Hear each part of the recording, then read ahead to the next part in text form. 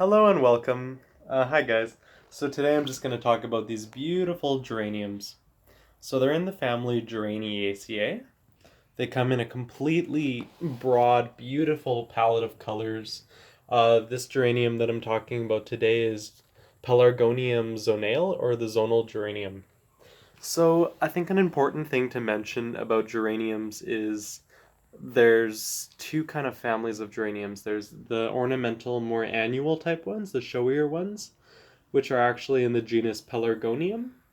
And then there's also the more perennial, clumping, cold hardy ones too, and those ones are actually in the genus Geranium. That being said, all of them are in the family Geraniaceae, and they're all equally beautiful. So this here is the zonal geranium. To all my friends in South Africa, if you're from the Cape Town area, this is where it's native to. It's cold hardy to about 5 to 0 degrees Celsius, just that freezing point. And then once you get to around that temperature, they start to kind of go into a dormancy, and then they start to kind of die off that way, and then they're treated more as like an annual or a biennial. Some of them have enough like juice to be able to make it to a second and third year, but I'll get into that in another video. It's kind of hard to get them to grow well past the winter season. I mean, that being said, you can grow them as like house plants, you can grow them as dormant plants and stalks inside, and you can propagate them using soft tissue cuttings as well. So they have these beautiful 5-petaled flowers with two tiny little tufts. I don't know if you can see them, they're like 4 petals.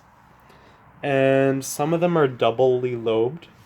And they all have this really interesting 5 to 7 lobed leaf. Now there's so many different types of geraniums. There's regal geraniums, which I believe are native to China.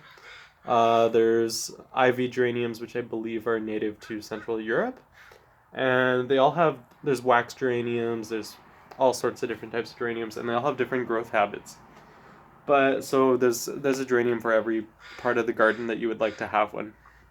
So this one here is more of a container growing plant. It can get a little bit spindly and leggy, but you can just quite simply pinch off the tips, and then you can get new offshoots and new tiny little cuttings that way.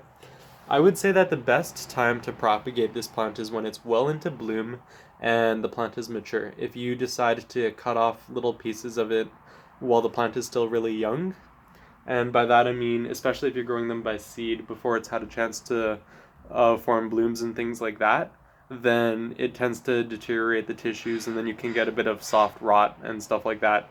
And then your plants just might never come into bloom because they just don't simply have the energy to go through with it. So I regularly deadhead my geraniums. It just gives them a longer bloom season. You can hypothetically have these blooming all year round if you have perfect conditions, but I find that they really need warm weather to bloom. I think 20 to 30 degrees Celsius is ideal blooming temperatures for geraniums. Now what I do is I just quite simply pinch them all the way back where they originate on the main stems, and you'll hear a little crack, and you'll know that you have it down close enough to the main leader stem when you see this little sort of Y-shaped opening. That's just how you know you've sort of extracted the spent blooms soon enough. Or sorry, far back enough is what I meant to say. And what that does is it essentially generates, it's a generative action that makes the plant just grow a whole lot more profusely. You get bigger bloom stalks. You get more blooms on each individual bloom stalk, and those just look like these. And each one's adorned with well up to 20, sometimes 25 individual blooms. And as the bloom stalks get bigger and bigger, they start growing even more little blooms, much like a primula close to the bottom. And they create these beautiful carpets of color. I don't know if you can see here. That's the Kiss Me Under the Gate plant, by the way, that I talked about in one of my very first videos. It's Lonicera fragrantissima, and it's doing quite well. It's fully leafed out today. Excuse me, just got a bit of a hoarse throat. So, one thing I will say about geraniums is I've noticed that zonal geraniums don't really like getting too much top water, especially not cold water. So I find that if you have them under like a covering like I do here, it tends to reduce water burn on the leaves. I've also noticed that they like going a little bit dry between waterings. I water these quite sparingly. As far as frequency goes, I water them once a week. But when you do water it, you want to make sure you give it a full water because you don't want to like half water it and then it's dry the next day and then you undercompensate for how much water they need. I find that most, especially if you're getting them from the nursery or whatever, they're already grown up to a place where they don't need too much supplemental feeding. I use Miracle Grow 2020 water soluble powder fertilizer, the granular one, because I find that it really helps them keep this beautiful coloration, this just really striking pigment to them. Some of them are fragrant, most of them are not fragrant, unfortunately. These ones here are slightly fragrant. I find the pink ones on the side over there, I think they're called apple blossom. Those ones are the most fragrant out of these. This is about mature height, but they do get a little bit more branched out as they grow. And they are herbaceous in nature, but they do become kind of woody, especially as they get older. In their natural habitat, though, they are quite perennial. And they will get like a nice kind of bonsai-like structure to them. So they bloom all summer long, well into the fall if you want to grow them outdoors. A lot of people grow them as annual plants, quite simply because they don't tend to fare very well in the cold. They're quite hardy. You want to grow them in an area that has very fibrous, well-draining soil or containers. They don't seem to mind a whole lot of competition.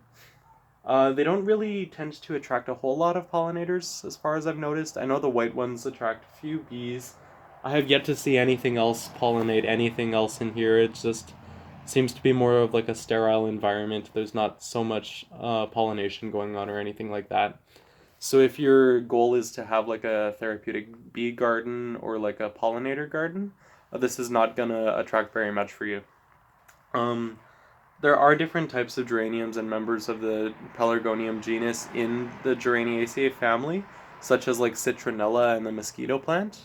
And those ones there are more repellent towards certain things like sawflies and mosquitoes and stuff like that. Moths too. But they certainly don't like repel bees and beneficial butterflies and stuff like that. It's just they don't seem to attract them either. Those pollinators seem to be a lot more attracted to the blue and yellow light spectrums for some reason. So, some common problems. I know some people will get like a little bit of coppering or rust or yellowing that almost looks chlorotic on the bottom leaves. And this is just because either the plant is shedding as it's maturing, or it's not getting enough sunlight, or it's not getting enough water, or it has magnesium deficiency. In this case here, I think that's just a mature leaf and it's just not getting enough sun because it's covered by the rest of the canopy. However, with some of them, you might get a little bit of red too. This one here has a bit of red on the bottom side. I think that might be fertilizer burn. Naturally, the underside of the leaves do have a little bit of red to them, but not to that extent. I find each geranium behaves slightly different. I've noticed that the red ones are a lot more compact in their growth habit, and the individual bloom stalks are taller. I've noticed that the pink ones are a little bit more trailing. They have slightly longer internodes, and I've noticed that the white ones keep their blooms a little bit longer. And the apple blossom one over here, which I'll just glide over to show you, is a bit more of a trailing variety too. There's also really nice kind of borderline orange varieties, which are nice. Just the world of geraniums is just so humongous and well varied, and there's just a huge palette of colors that you can add to your garden. They make wonderful gifts too, and sometimes I lift a few of these and I'll put them in a pot and I'll give them as a gift to a friend or like a family member.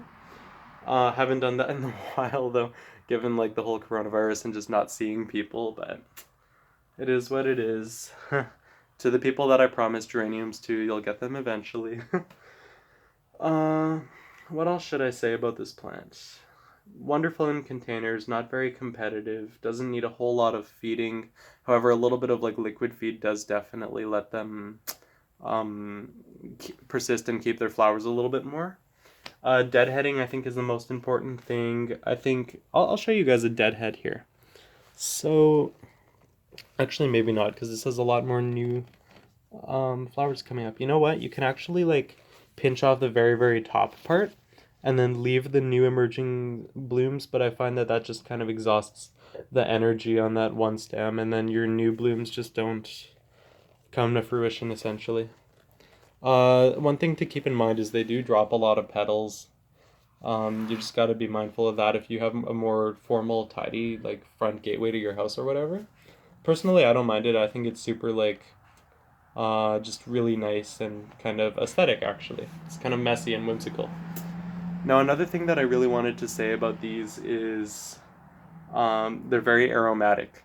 They smell, I'm trying to think of like, I can't even think of how to like, you know, when you're like, I don't know if you've ever worked in a greenhouse or something like that, but if you're ever in like a conservatory or a place with lots of plants and it's enclosed by glass or whatever, and the weather's really hot and you kind of smell the humidity, that's kind of what these smell like in my opinion. They smell like the summer.